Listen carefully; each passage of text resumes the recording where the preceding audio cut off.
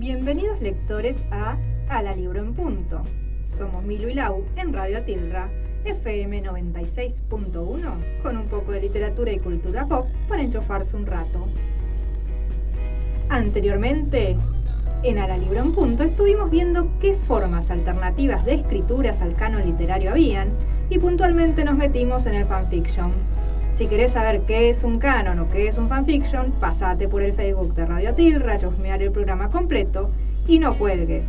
Acordate también que puedes escucharnos o vernos por la página web www.radioatilra.com. Y comenzamos, Milu. Ahora sí, por fin. En este capítulo que llamamos Ahora les toca a ellas, vamos a ver 3 obras de autoras que han decidido rescatar personajes femeninos de obras clásicas y resignificarlos de alguna forma. Primero tendríamos que pensar la relevancia de esta operación, de este ¿Cansaremos a nuestros oyentes con los recursos literarios o tendrán paciencia? Van a tener que tener paciencia porque si no, no van a entender el resto.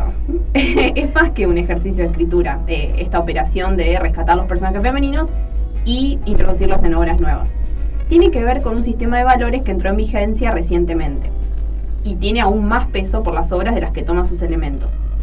Son obras clásicas y elegimos estas 3 que les vamos a decir a continuación justamente, a pesar de que hay otros ejemplos, que podemos en un episodio próximo retomar, pensar otras y obras. Desarrollarlo, porque hay muchos más ejemplos. O sea, es un recurso que está siendo bastante fértil últimamente. Vamos a entender por qué ahora, cuando desarrollemos un poco, por qué es ahora y no antes. Que se estaban haciendo este tipo de escrituras o revisiones sobre textos clásicos. Sí. Bueno, las 3 obras que elegimos, o sea, las obras madre, las obras fuente de las que se van a sacar estos personajes femeninos, son obras fundamentales del pensamiento occidental en los primeros 2 casos y de la construcción de la identidad nacional argentina en el tercer caso. Van a ser la Odisea, la Eneida y el Martín Fierro. En un texto muy famoso del escritor italiano Italo Calvino, que se llama ¿Por qué leer a los clásicos?, Calvino propone varias definiciones de qué es un clásico, explorando sus diferentes aspectos. Creo que a nosotras nos vendría bastante bien la definición número 7 del texto, para pensar la relevancia de la operación de estas autoras de las que vamos a hablar.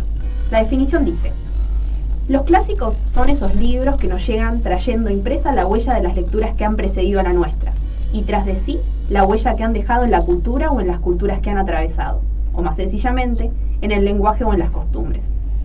También decía Calvino que un clásico es aquel que nunca deja de decirnos algo, palabras más, palabras menos, ¿cierto? El tiempo, lejos de atenuar su intensidad a la de estas obras, las aviva, ilumina, pone en relieve nuevos aspectos. Otra reflexión que me gusta sobre la literatura aparece en El arco y la lira de Octavio Paz, quien plantea que los clásicos son aquellos textos que dan respuestas a una pregunta que no sabíamos que nos habíamos hecho y que cargamos en nuestra interioridad. No tanto sobre las obras clásicas, lo decía más bien sobre la poesía, pero bueno, sirve a nuestros fines esta idea de la pregunta y la respuesta. Pues bien, estos textos siguen dando respuestas a preguntas que seguimos formulando nuevos lectores al toparnos con ellos, como es en el caso de Margaret Atwood, que tras leer La Odisea no puede dejar de preguntarse por el asesinato de estas 12 mujeres al final del libro, o de Lewin, que le da voz a un personaje que no tiene una línea en la Eneida. ¿Por qué Lavinia no dice nada? ¿Acaso no tiene nada relevante que decir un personaje que vive las experiencias de ella? O Cabezón Cámara, que busca a nuestra China, que solo se insinúa en el texto de Martín Fierro, que se dice apenas se fue con un gavilán que pudiera darle de comer en el momento en que él es enviado a la frontera. Es eso lo que pasa en la Odisea y en la Eneida y el Martín Fierro. Son obras que resultan absolutamente transversales al pensamiento occidental y la historia de la creatividad. La literatura posterior es deudora ya sea de estructura, de tópicos, etc. De hecho, sin ir más lejos, en el corpus que seleccionamos está la Eneida, que ya es deudora de la Odisea en la estructura de su primera parte. Creo que la habíamos mencionado como un ejemplo de fanfiction la vez pasada, ¿no? Y bueno, es un ejemplo también de tomar un personaje y expandirlo, porque Eneas efectivamente aparece en la Ilíada, solo que aparece... Dos líneas, creo. Es que los que habrán leído la Ilíada saben que hay muchísimos versos destinados a decir un hombre con un epíteto. El tanto. Es todo lo que se dice, y creo que Eneas aparece muy brevemente así y en alguna que otra peleita. Yo tan presente la Ilíada no la tengo. A veces está de observador y lo menciona ahí nomás, o aparece su madre a protegerlo en alguna escena, y luego se hace énfasis en y logró escapar de Troya, y adiós Eneas, y de pronto viene Virgilio. Sí, Y- es una maniobra, esto, bueno, justo sirve un montón para pensar, a pesar de que no es justamente lo que vamos a desarrollar en el programa, porque estamos hablando de mujeres que escriben sobre personajes femeninos, pero Virgilio lo que hace es una maniobra política, lo que hace es decir, tratar de anclar la estirpe romana en una historia milenaria como es la Ilíada, o sea, para legitimar la descendencia del emperador de turno, que es Augusto. Lo que hace es buscar en la Ilíada, que es un texto que conocen todos, un personaje que pueda validar, justamente, que pueda decir, sí, efectivamente, ese señor del que descendemos, de Eneas, sí, un valiente príncipe troyano, que ya aparece en un texto clásico y ya popular para su época. y en una de las guerras más importantes de la historia antigua, Tal como cual. es la de Troya. Pasó la guerra de Troya. Y aparentemente, si hacemos un desplazamiento geográfico y Algunas temporal, guerras sí se temporales. puede.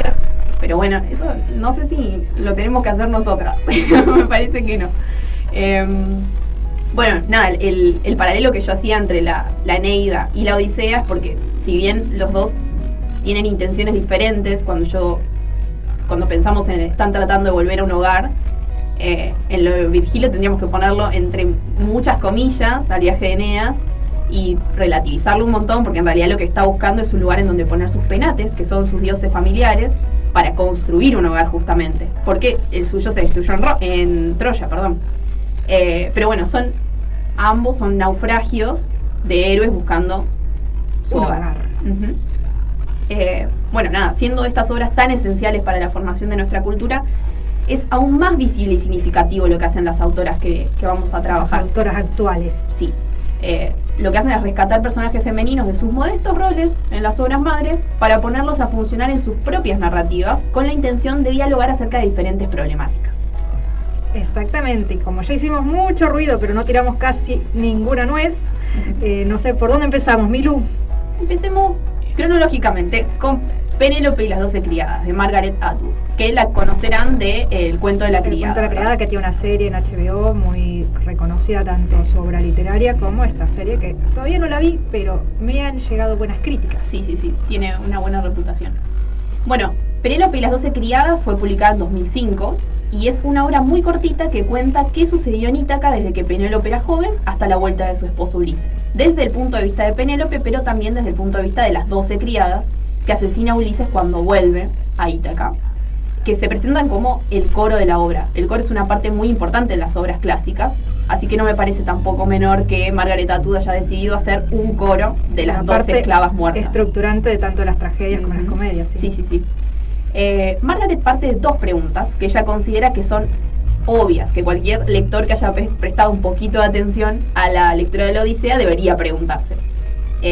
Por cierto, la Odisea es una obra del siglo VIII a.C. Me parece que está bueno que tengamos presentes las fechas más Y que no nada se para... preocupen si no la leyeron, todos Sí, hemos sí, visto sí. el capítulo de Los Simpson y más que más, menos que menos, más o menos sabemos de qué va. Bueno, es un buen apoyo. Porque si no tendrían que embarcarse en una obra un poco densa y larga. Áspera, pero se puede. Bueno, las dos preguntas, que se me va a plantear Margaret van a ser, primero, ¿cuál es la intención real de Penélope? Ahí tejiendo y destejiendo un tejido. Y después, ¿qué es eso de matar a las esclavas? ¿Por qué? No lo entiendo. Pero antes déjame contextualizar, Viru, que es Dale, lo que más por me favor. gusta hacer. Pues bien, en la Odisea se narran... miren, acá les sintetizo por si no leyeron el libro. En la Odisea se narran las aventuras de Ulises, el astuto, el sagaz, el protegido de Atena, y al que todos conocemos porque es el del caballo de Troya que meten por las murallas, etc. En fin, él parte con el ejército aqueo, con el ejército de los griegos, a recuperar a Helena, en una guerra que durará 10 años prácticamente. Sin embargo, no vuelve apenas termina la guerra, como uno esperaría, sino que tarda otros 10 años más debido a sus constantes aventuras y naufragios, prueba de dioses, encuentros con cíclopes, con lestrigones, Con con brujas y hechiceras, con transformaciones las en que se cerdos. Pasa de todo. sirenas, come hombres, de todo. Sí. Es decir, tarda 20 años en volver a su casa. ¿Y sabés qué pasaba mientras en su casa, Milu? A ver. Mientras tanto, su dulce esposa lo esperaba.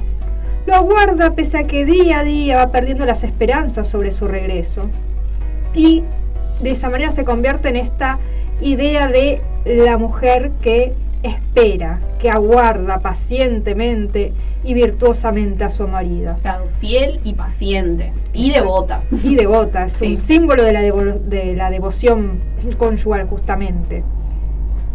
La conocemos como modelo ejemplar y virtuoso de la mujer occidental, porque lo que hace entonces es tejer durante el día un bordado tras prometer que al terminarlo va a contraer matrimonio con otro hombre, pero este momento nunca llegue porque al caer la noche ella desteje todo lo que había bordado durante el día. Es una estrategia para no ceder ante el cortejo de los pretendientes que la acosan y dan por muerto a su marido, que nunca vuelve a casa. Si pensamos, o sea, pensándolo desde el presente, nos paramos desde ahora y lo miramos, vamos a encontrar cosas que criticarle a esta premisa. Y la otra cosa... Nosotros tenemos redes sociales, es más fácil avisarle a nuestras ausencias. Sí, claro. Me encontré sería más fácil que le mande con una hechicera en una isla. Sí, vuelvo después. sí. Espérame. Pero bueno, si lo pensamos desde ahora, este modelo de mujer capaz nos haga un poquito de ruido. Y la otra cosa que hace... Justamente a Margaret le hace mucho ruido, por eso lo va a retomar. Porque... Sí. Por eso es una de las problemáticas en las que se apuntala esto de Penélope tejiendo y destejiendo. Y ya vamos a ver qué es lo que dice la Penélope justamente de Margaret al respecto, de cómo se siente de que la hayan consolidado como un modelo de mujer virtuosa.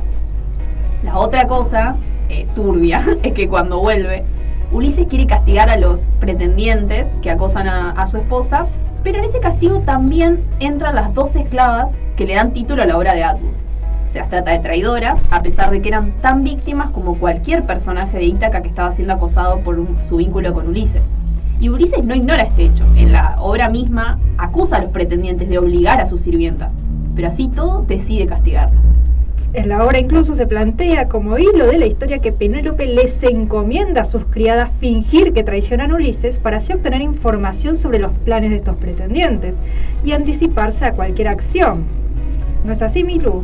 Estás hablando, ¿verdad?, de la obra de Atwood. De la obra de Atwood, sí, es uno de los aspectos que a mí más me interesó, porque la historia plantea estas interpretaciones sobre los hechos acontecidos en esta obra madre, o relee los vínculos. No sé, me interesó, por ejemplo, cómo se plantea la historia de celos y vanidad entre las primas, entre Helena y Penélope. Sí. Pero bueno, es interesante cómo incluso el amor se plantea de otra manera, el amor entre Penélope y Ulises, que simplemente se da por hecho en la Odisea.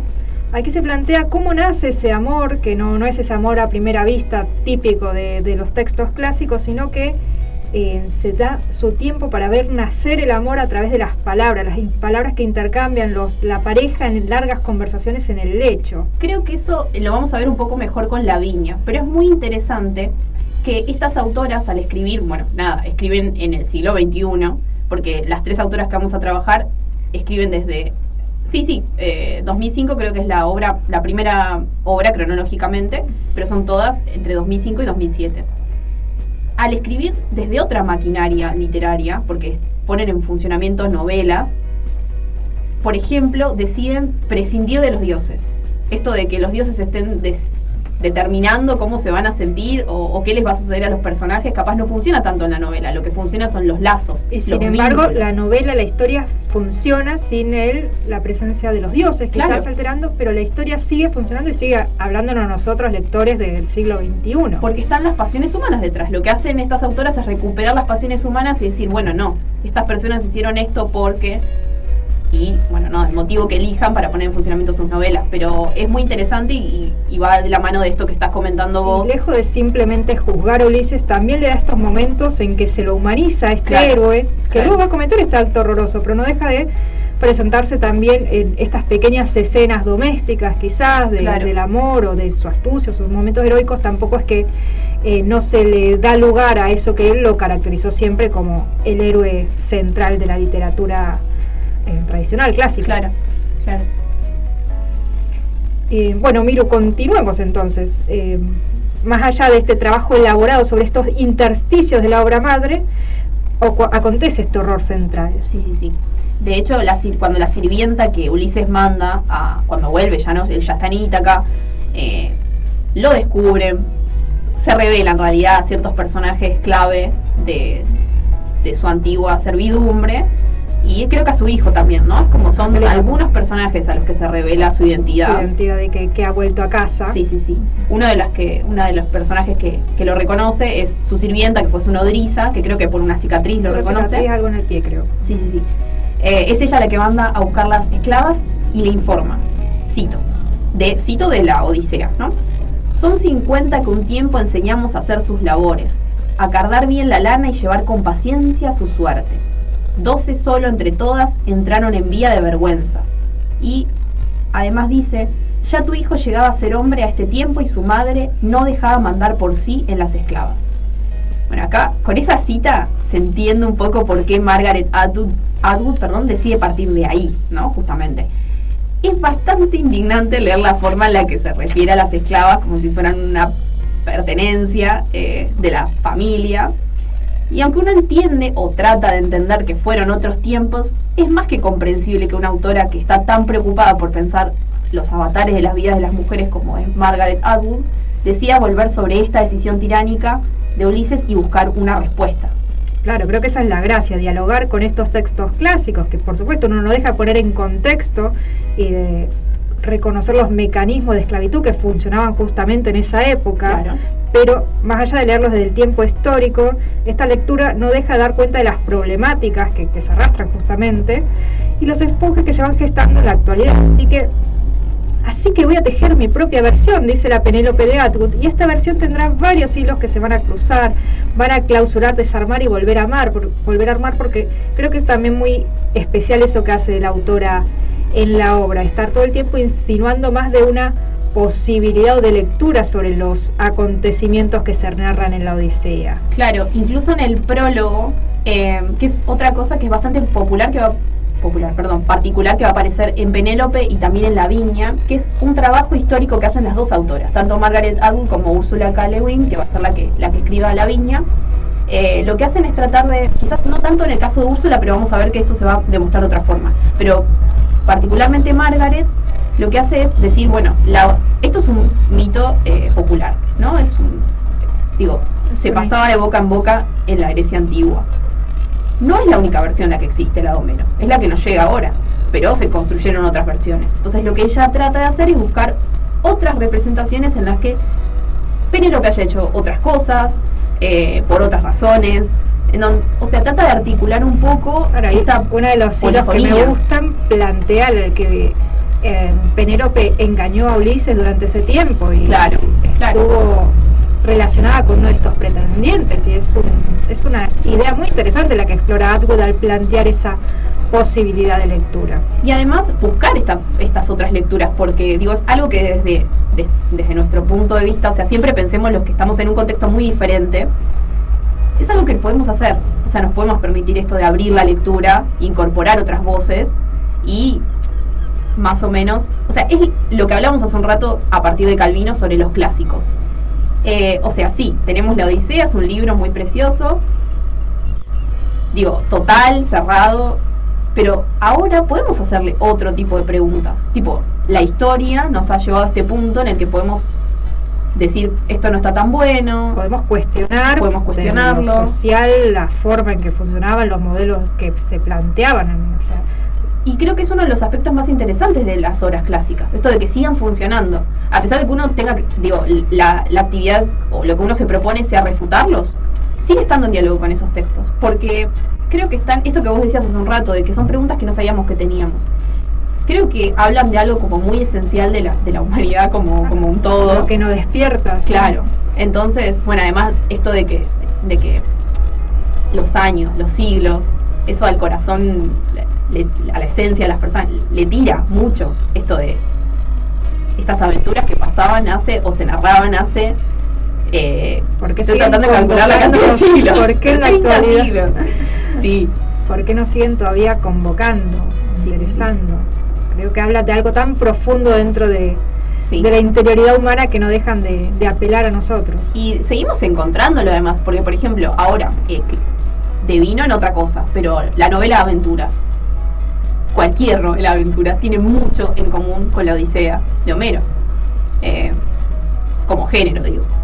Sí, bueno, el fantasía actual, el viaje del héroe. Siempre con mis estudiantes hablamos de Harry Potter y lo comparamos, no sé, con Jasón y el vellocino de oro. Claro, no podemos dejar de seguir estos avatares porque es un arquetipo que funciona y sigue siendo atractivo para las personas, más allá de que se sigan explorando también nuevos roles o arquetipos. Sí. Ahora, por ejemplo, está muy de moda revisar lo que es el villano o el antihéroe, o el villano redimido.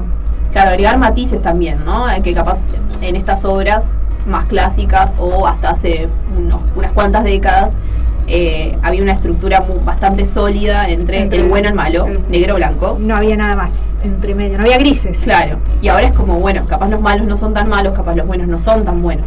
Como que se empezó a matizar mucho eso. Y a humanizar también a los personajes, que creo que es una de nuestra búsqueda, tratar de empatizar más porque podemos ver en las complejidades de esos personajes, ver reflejados también nuestras propias fortalezas y debilidades. Claro, quizás entender que las decisiones o las acciones que hacen las personas están precedidas por otras decisiones y otras acciones que determinan hasta a dónde se va a llegar, no sé, un villano. ¿Y por qué se hizo malo? Nació malo. ¿Puedes mirar Loki, Milu? Puedo ver Loki. Por favor. Puedo ver Loki. Así lo discutimos. Y vamos a hablar. Capítulo dedicado a los villanos. Me parece una idea muy interesante. Quiero quejarme de unas cosas que estuve viendo circular en redes. ¿Le querés hacer el spoiler a la gente? No sobre Loki, estoy viendo cosas que te comenté el otro día sobre cómo no sé, respecto al Joker y otros villanos redaminos, cómo se los admira y cómo ante el surgimiento de personajes que siguen ese mismo tipo de o similar camino de antihéroe o redención, siendo personajes femeninos, las críticas que se las hacen son diferentes a los personajes masculinos. La loca. Es otra cosa, la loca que el loco. Este personaje es admirable si es un hombre y es detestable si es mujer. Claro.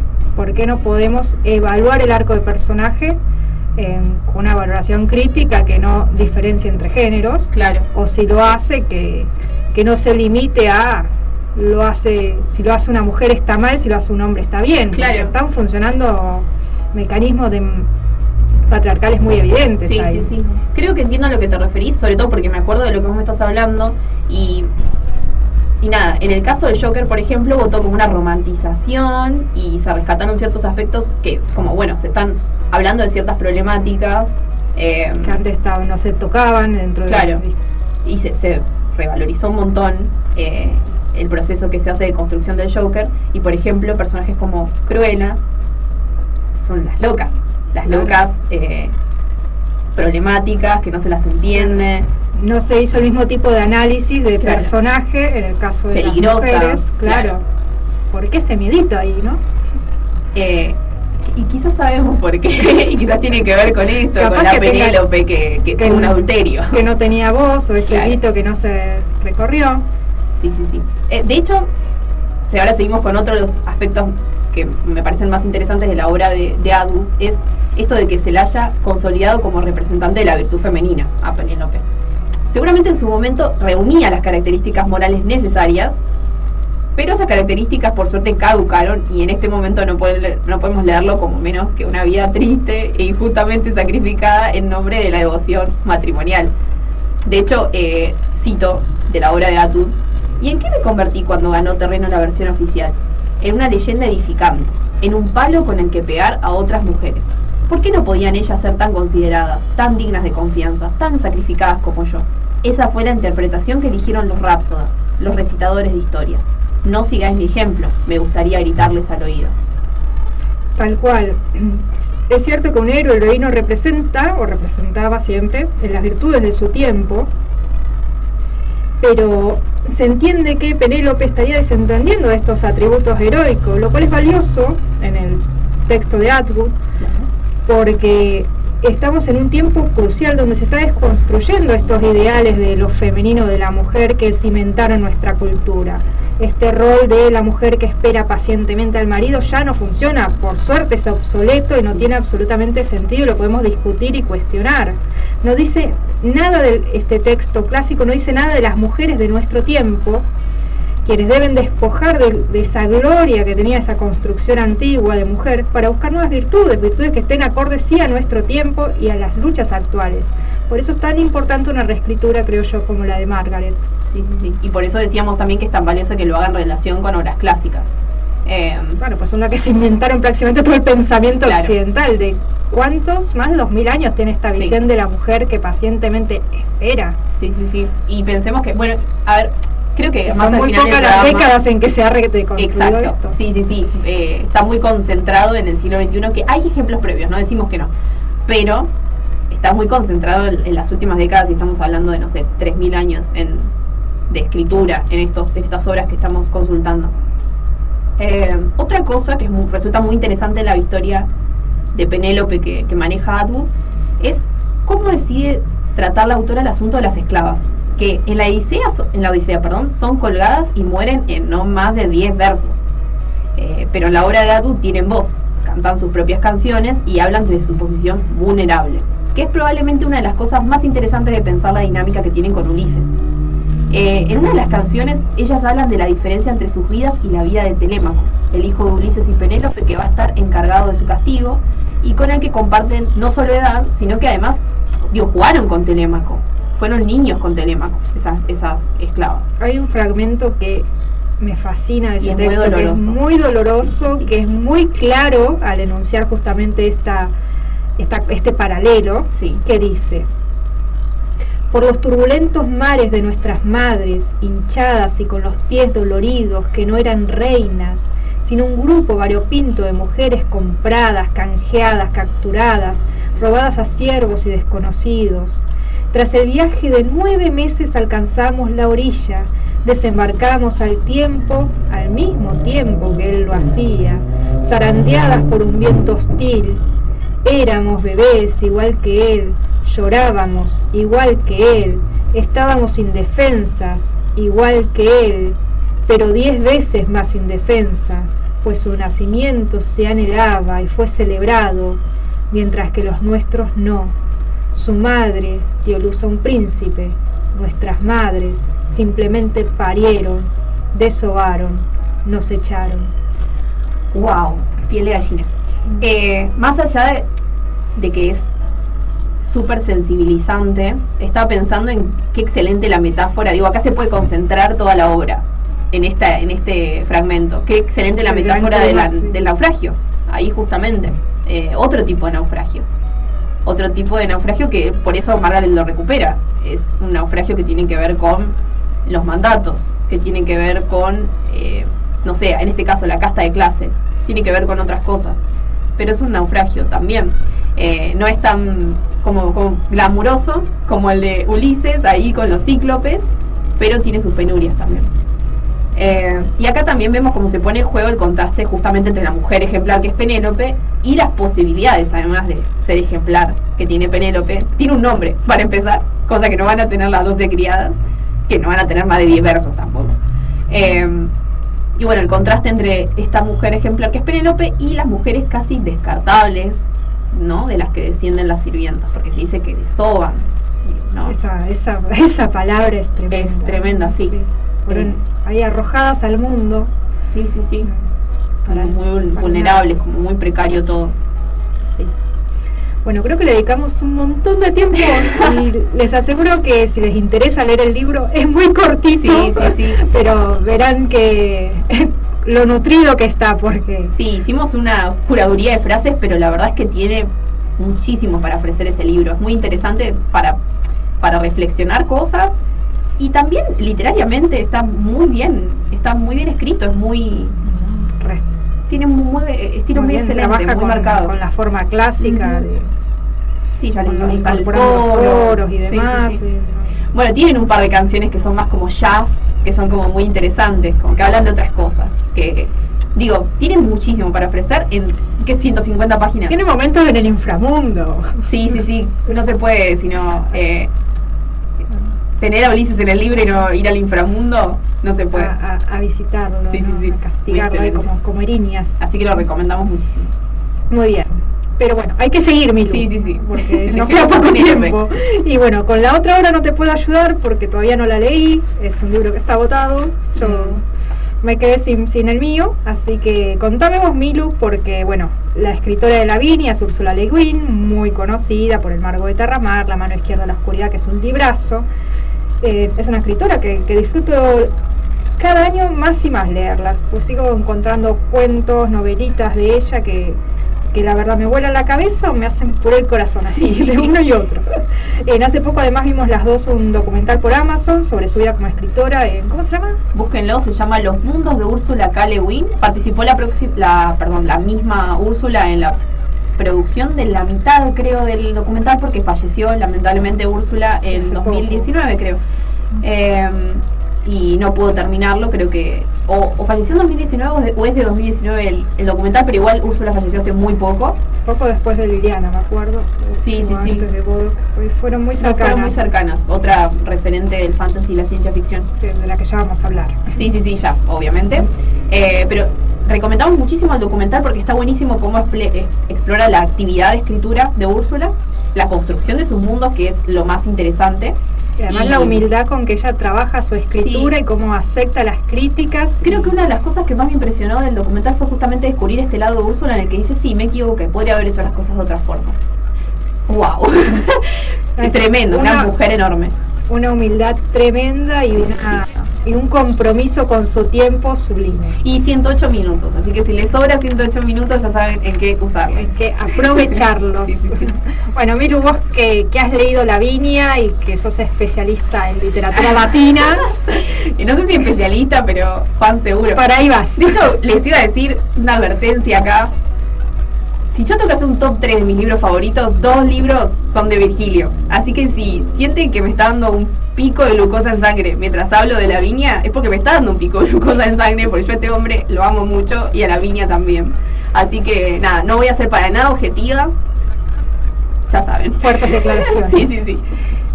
Con eso es con lo que vamos a trabajar ahora. Contanos del caso de Lavinia de Ursula Le Guin. Bueno, Lavinia es una novela también de Ursula K. Le Guin que la publicó en 2008.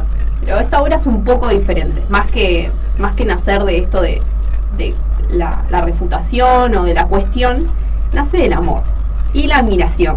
O sea, tiene un epílogo. Me parece que está bueno también pensar en esto, en los paratextos, en donde las autoras deciden hablar de por qué escribieron las cosas que escribieron. En Penélope es muy importante. Ella aclara estas preguntas que se hace después de leer la Odisea y que la han seguido en su vida. Y compila también las fuentes, no explícitamente, pero dice más o menos, me inspiré en esto para ver cómo construye. Bueno, Úrsula hace lo mismo con Lavinia. Ella cuenta de por qué se sentó a escribir sobre este personaje y qué es lo que la interpela, digamos, la interpelaba de la cultura latina puntualmente. Pero bueno, por eso, nace de amor y admiración que tiene la autora por el poema y el poeta también que la cantó, a Lavinia, ¿no? Es un amor y una admiración que tiene precedentes, ¿no? Dante se dejó guiar por Virgilio por el mismísimo infierno, y asimismo Úrsula también decidió dejarse llevar por Virgilio por las costas del Lacio, en donde se va a gestar la estirpe romana. También nace de una inquietud igual, no es que no, ¿eh? En la Eneida, que es un texto de aproximadamente el 19 a.C., si consultamos el índice onomástico que suelen tener estos libros clásicos al final, que es un índice en el que aparecen los nombres que figuran en la obra y las páginas en las que efectivamente se aparecen estos nombres, o sea, aparecen los personajes, Lavinia aparece un total de 11 veces y sin embargo no habla ninguna. Qué fuerte. Es una injusticia, sí, con Lavinia, pero no queremos ser injustas con Virgilio. Hay que decir que sí supo incluir personajes femeninos muy admirables en su obra. ¿Tu glucosa está alta? Sí, perdón. Ya saben, yo ya advertí, así que ahora me dejo rienda suelta.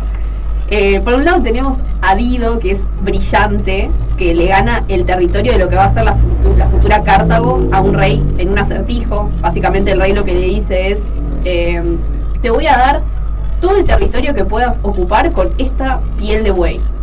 Y lo que hace Dido es cortarlo tan finito que logra abarcar un terreno enorme. Y ahí cimienta su reino. Y por otro lado tenemos a la amazona Camila, que se roba el campo de batalla, hace rodar cabezas, pero bueno, en el bando contrario de Eneas, que es el héroe de la Eneida, de Virgilio. Pero la pobre Lavinia no pasa de ser una cláusula en un contrato, a pesar de que va a ser antepasado directo de Rómulo y Remo, que van a fundar Roma. O sea, no es cosa menor, es la tatarabuela, pero digo, podría haber tenido un poco más de relevancia. Igual no sabemos por qué fue esto, porque lo cierto es que Virgilio murió antes de terminar el poema. Así que no sé, quién sabe, quizás había algo deparado para Lavinia más adelante, pero bueno, nunca lo fuerza sabremos. mayor, sí, no lo sabremos. Bueno, Úrsula, que sentía, y se nota sobre todo en el epílogo, el gran cariño que sentía por la cultura romana, decide escribir una novela con Lavinia como heroína. Dice: mi deseo era seguir a Virgilio, no mejorarlo ni reprobarlo.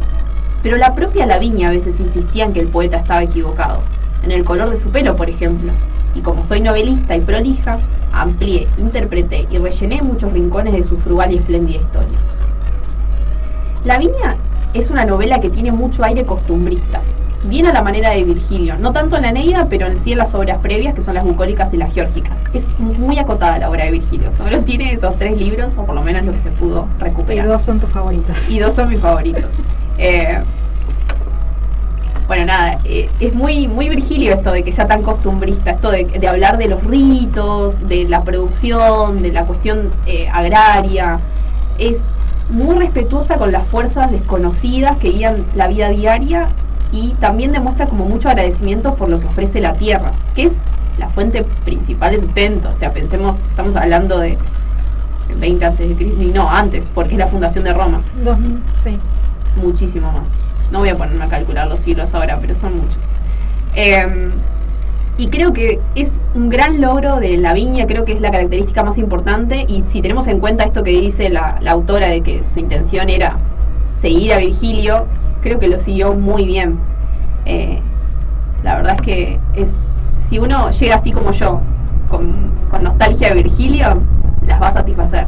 Es una obra muy complementaria de la Eneida.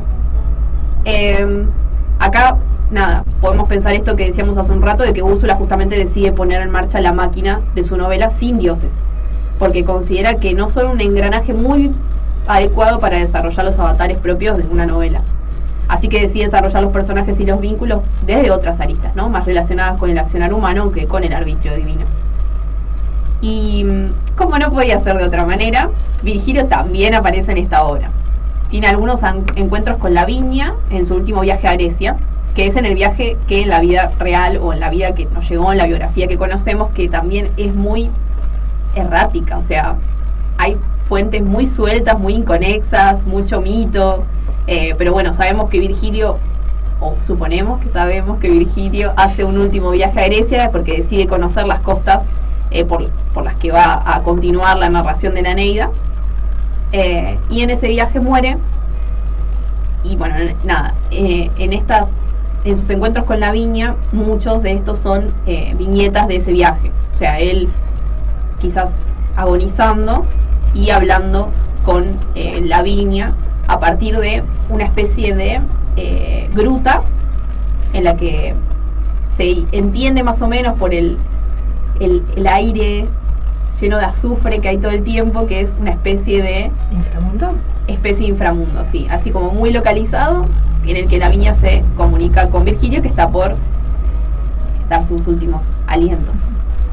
Es interesante pensar que el poeta de Úrsula, a respecto de Lavinia, se arrepiente mucho y duda de haber hecho un buen trabajo al no darle a Lavinia el lugar que podría haber ocupado, porque la Lavinia que construye Úrsula tiene mucha personalidad y tiene muchos ideales, tiene muchas prioridades. Esto de tener que casarse con un desconocido para fundar la estirpe romana, la verdad es que le da lo mismo. Ella quiere ocuparse de su presente, de las sequías actuales, como que tiene otras prioridades. Y cuando el Virgilio de Úrsula se da cuenta de esto, le dice, cito: puede que no te haya hecho justicia, Lavinia. Y me parece que en esa frase, si bien es como muy sencilla y muy corta, creo que está bastante condensada la idea de la Lavinia como novela. O sea, esto de nosotras podemos hacerle justicia ahora, bueno, la vamos a hacer. Y Úrsula escribe esa novela que es muy preciosa, no es tan breve como la Penélope de Atwood, pero pero bueno, se ocupa mucho tiempo en desarrollar justamente estos aspectos, esto de los ritos, que son tan importantes para la cultura romana. Pensemos que Eneas escapa de Troya con sus dioses familiares para ponerlos en un altarcito. Él quiere un terreno en el que poner sus altarcitos. Bueno, este sentimiento justiciero muy propio de los Fix-It del episodio 1, de estos fanfiction que trataban de arreglarlo. Sí. Que no había... Sí, completar esto. Rellenar eso que no había cerrado del todo, que no había satisfecho, claro, quizás de la obra. Rescatar un poco esto que apenas se insinúa. Yo creo, a ver, si bien en el epílogo Úrsula dice que para ella Virgilio terminó su obra donde quería terminarla, yo la respeto mucho a Úrsula, pero no estoy para nada de acuerdo, porque es fuerza mayor, o sea, murió en el medio de armar el poema, y habiendo leído la vida brillante que desarrolla, la Camila brillante que desarrolla, yo no puedo creer que, no sé, la intención de Virgilio sea dejar a Lavinia y no más. ¿Vos sospechás que estaba tramando algo especial? Y sí, pero nunca lo sabremos. Habrá que visitarlo en el infierno, a Virgilio, para preguntarle qué tenía ahí en el tintero. Bueno, y es hora de meternos con la literatura nacional nuevamente, con nuestro amigo Fierro, como cada episodio parece. Sí. Bueno, la última obra de la que vamos a hablar va a ser, por tanto, Las aventuras de la China Iron, de Gabriela Cabezón Cámara, publicada en 2017, creo que la obra más reciente de las que estamos mencionando. Sí. Esta obra se ocupa de desarrollar la historia de la China de Martín Fierro y lo que hizo después de abandonar su rancho y a sus hijos, de la que apenas se sabe algo a partir de la obra de José Hernández. La China, que se va a convertir en China Josefina Star Iron en su viaje por el desierto, parte en un viaje de autodescubrimiento, no una construcción de la identidad, en el que se va a cruzar con personajes especiales. Al viaje lo va a hacer en una carreta mundo, como lo llama ella, con la inglesa Liz y el perro Estrella. Pero va a llegar a cruzarse con el mismísimo José Hernández en su estancia. Así de que nuevo los autores, cómo todo se los visita. Sí, aparecen. Es un poco inevitable. Faltó Homero nomás. Sí. Bueno, en este viaje, que va a estar estructurado en 3 partes, el desierto, el fortín y tierra adentro, que siguen, podemos decir, las locaciones más importantes de la obra original de Martín Fierro, pues bueno, aquí la China deja de ser cáscara, se llena de pensamientos, se muestra como una voz inquieta cuya inocencia se va comiendo el mundo, porque se pone en relieve la juventud del personaje, así como también que no conoció más mundo que el de ser una hija y una madre apenas porque no tenía experiencia, que no había sido criado justamente tuvo una crianza complicada, compleja, había sido muy maltratada, en lo que se plantea el personaje. Pues bien, aquí el deseo, las elecciones, la voz que le había sido escatimada al punto de ser ella misma en el libro de Fierro solo un apodo, de pronto va a fluir como agua de manantial esa voz. Y me gustaría citar una parte, una cita preciosa, así que prepárense para escuchar a María Laura. Que habla justamente sobre esa inocencia, esa inquietud que siente al irse abriendo, al ir Liz abriéndole el mundo, al viajar ella ir conociendo mundo. Dice: me dormí preguntándome si los dragones no serían animales de la ciencia eléctrica inglesa y jurándome que iba a hacer todo lo necesario para averiguarlo. Me dormí orgullosa de mi inquietud científica. Yo, que hasta muy poco tiempo antes no distinguía un domingo de un miércoles ni un enero de un julio, pocas veces me había sentido tan alegre en la vida. Es interesante, creo, porque esta apertura en su mirada, en cuanto funciona también como una apertura mental, y se ve también ese odio todo lo encorsetado, porque ya no hay que hay una censura al funcionamiento del mundo desde su inocencia, porque ella no se pregunta, ¿y por qué no puedo amar a Liz? ¿Por qué no podrían amarse a todos los niños como hijos propios? ¿Por qué no podría vivirse sin recelo en una comunidad donde prima la aceptación y la hermandad? Desde esta mirada optimista y abierta, el mundo no se deja de cuestionar las imposiciones sociales que estructuran nuestro propio mundo, porque ella lo vive, lo experimenta, este mundo que va reconociendo con total apertura. Incluso, no la tengo acá la cita, pero recuerdo que en un momento dice, no sabía que podía andar tan suelta, y se maravilla de eso, como de las ideas la falta de ideas, la había, esto que vos decís, encorsetado en un lugar. Claro, hay una sensación de libertad que ella da, no hay juicio sobre... Que me parece que se vuelve muy evidente en algo que no dijimos, que tiene que ver con la elección del nombre. Que me parece que es algo que se está trabajando todo el tiempo y que ahora lo vamos a ver en relación con otra cosa. Pero esto de la construcción de la identidad me parece muy importante en la obra. Y ella, cuando ella elige llamarse China Josefina Tar Iron. Es genial lo del Iron, porque el Iron en realidad hace referencia a fierro en inglés. Claro, fierro en inglés, como ya está con Liz, que es inglesa, decide traducirlo para no llevar ese apellido que tanto dolor le ha causado. Pero además conserva el China, y a pesar de que su acompañante le dice que, y cito, ahí donde yo vivía toda hembra era una china, pero además tenía un nombre, yo no. Y a partir de eso, esto que vos decías, un apodo en un versito, ella construye un nombre, elige ese nombre y empieza su propio viaje, su propia ida. Su propia aventura. Así que propia ida, sí. Sí. Bueno, y también creo que es importante la aparición de José Hernández en la obra, ¿no, Miru? Sí. Me parece un recurso súper interesante esto que vos decías. Y no polémico, podríamos decir. Súper polémico. En la hacienda de José Hernández, nosotras nos vamos a enfocar en otra cosa, pero termina en orgía todo. Un spoiler, perdón. Pero nada, es un José Hernández que no nos esperábamos. Pero lo interesante justamente es que completamente desmitificado. Exactamente, es una figura que más o menos tenemos delineada detrás del poema, pero acá se transforma en un hacendado que roba unos versos a un gaucho cantor con la intención de construir un discurso sobre la identidad nacional. Me parece que estaría bueno que pensemos un poco en fechas, que igual lo hicimos bastante durante todo el programa, ahí como contextualizando, pero puntualmente acá. La obra se publica en 1872. 1872. Perdón, 1872. Si armamos una constelación de fechas, pensamos, hace 20 años que recién cae Rosas en la batalla de Caseros. Hace 19 años se establece la primera Constitución Nacional. Y hace 2 años apenas que terminó la Guerra del Paraguay, que es el primer enfrentamiento armado internacional en el que Argentina se presenta como una presunta unidad, podemos analizarlo, y por lo tanto la primera excusa legítima de consolidar un ejército nacional. Estos son todos aspectos que se pueden, ¿no?, leer en el Martín Fierro, el tema de la leva, el tema de la xenofobia. La República Argentina estaba en un periodo de consolidación que no solo es institucional, que eso, bueno, no nos importa tanto en relación con este texto, pero sí en lo territorial y un poco en lo demográfico.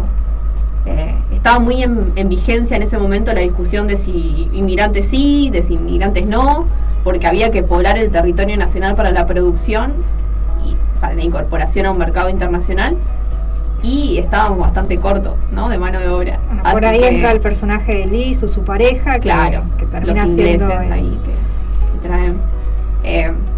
Bueno, piensen que es este contexto, ¿no?, en que surge el Martín Fierro, y son justamente esos aspectos los que va a rescatar Lugones más adelante, creo que en 1916, ahí sí era 1900, cuando decide en su texto El Payador, decide afirmar que el Martín Fierro es la obra más representativa de los argentinos. Es un poco esta maniobra, ¿no?, de decir el gaucho que labra la tierra es el modelo argentino que necesitamos y queremos en este momento. Y es un debate que está muy presente en Cabezón Cámara y que problematiza. Se vuelve en cierto sentido el modelo virtuoso. El gaucho, claro. El gaucho. Sí. Y bueno, esto también, bueno, ahora lo vamos a ver con una cita, pero digo, hay un par de incongruencias, ¿no? De la ida a la vuelta. Voy a leer una cita que es un poco larga, así que ténganme paciencia, pero que está súper interesante para ver cuál es la visión de Cabezón Cámara justamente respecto a la obra de Hernández como un todo, ¿no?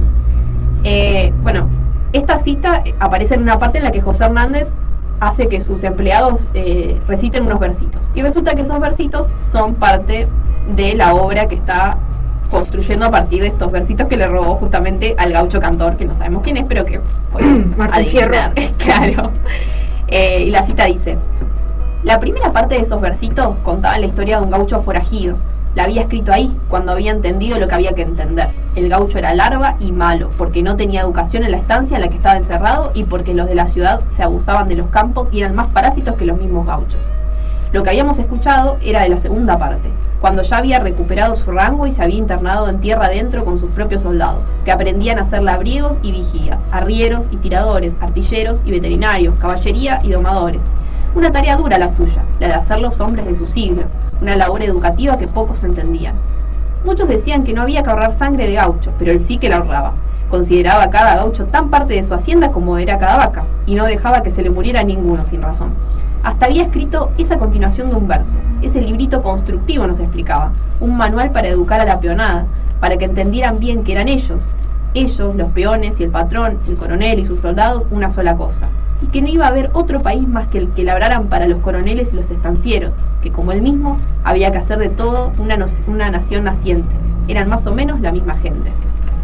Podría decirse que Cabezón Cámara critica por esta visión de la segunda parte de la vuelta. Recuerden que Martín Fierro tiene dos partes, como una cuestión más hipócrita, así esta historia más didáctica, pedagógica, que querían instruir sobre los roles sociales que se plantean en la segunda parte y que desarman esta idea del forajido que discutía un poco la forma en que funcionaba la ciudad, denunciaba. Claro. Entonces se vuelve, hay un cambio bastante importante en esos 7 años que separan la ida de la vuelta, sí. Y que Cabezón Cámara justamente creo que pone en relieve a través de esta crítica al autor. Y no es la única. La semana pasada, el capítulo pasado, lo vimos con Borges y El Fin, que es el final alternativo que propone a el Martín Fierro. Pero tampoco había quedado satisfecho con esa payada poética, claro, porque no sentía que le hacía justicia al personaje. No es esto que decís vos, que de repente la segunda parte del Martín Fierro es una obra básicamente pedagógica. Acá Cabezón Cámara propone, ¿no? Dice, bueno, yo creo que es por esto. Tiene que ver con la hacienda, tiene que ver con trabajar la tierra. Por eso es así, como más... Sí, a leccionar a los participantes, a los gauchos, como modelos, o sea, los pienso como arquetipo de trabajadores nacionales. Y en cambio en la ida es otra cosa, hay otras problemáticas. Es la mejor parte. Sí, muy linda la payada con el moreno, pero sí, todos extrañamos la primera parte. Bueno, y vamos a ir cerrando porque nos ha quedado bastante largo la historia, creo. Y bueno, y te vamos a dejar una pregunta, una inquietud. Te preguntamos a vos, ¿a qué personaje le darías vos? Por ejemplo, en clase yo suelo escribir a partir de la casa anterior, pedirle a los chicos que escriban. Y la casa anterior es un cuento que está en Ficciones, sí. O el Aleph.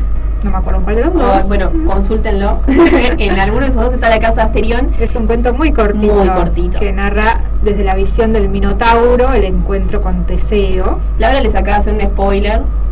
Perdón. Pero todo ya lo leyeron. En la escuela, una actividad muy clásica. Sí. Pongámonos en el punto de vista de otros personajes. Claro, creo que siempre funciona muy bien cuando los estudiantes proponen escribir la historia del Minotauro desde Pasífae, que es la madre, darle voz a este personaje femenino súper interesante, que ha parido un monstruo, y han salido unos textos que a mí me han impresionado, porque es duro ponerse en el lugar de esa madre que yo le digo, ¿cómo creen que se sentirá? Ella ¿está contenta de tener a su hijo encerrado en el laberinto? ¿Lo considera su hijo o no? ¿Está de acuerdo con las decisiones de su esposo? ¿Tenía voz y voto para oponerse a su esposo acaso y defender a esa criatura? Y además pensemos que Pasífae termina pariendo un minotauro por una secuencia también bastante... Por un castigo de los dioses, sí. A su marido, que termina siendo castigada ella. Y gestando una bestia a la que encierran en un laberinto. O sea, es un punto de vista súper interesante para explorarlo desde el punto de vista literario.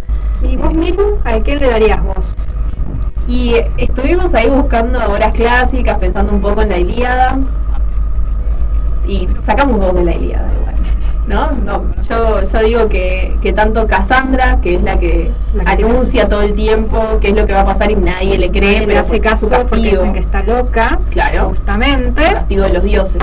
Así que me parece que sería súper interesante ver qué es lo que le pasa a Casandra mientras ve que toda su familia, toda su tierra se está... un asedio larguísimo y súper triste y que se podría haber evitado. Y otro personaje igual que sacamos la Ilíada también, pero me parece que eso fue medio una indulgencia, ¿no? Es que amamos a Héctor. Sí, amamos a Héctor. Qué personaje más honesto entre todos esos. Más virtuoso. Sí.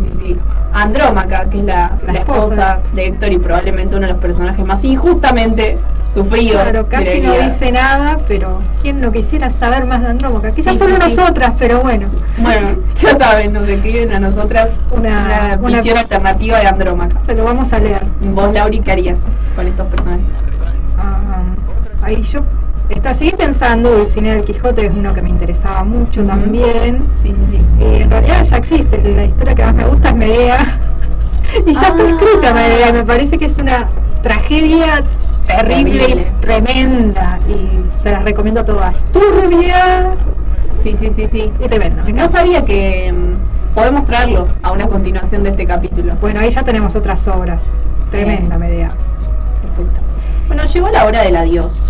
Pero si nos extrañan, los invitamos a seguirnos en nuestras redes sociales para seguir charlando y pensando acerca de lo literario y su entorno, con un poco de información seria y un montón de espíritu bibliófilo. Y aquí nos despedimos, que hemos relatado a nuestro modo males que conocen todos, pero que nadie contó. ¡Hasta luego!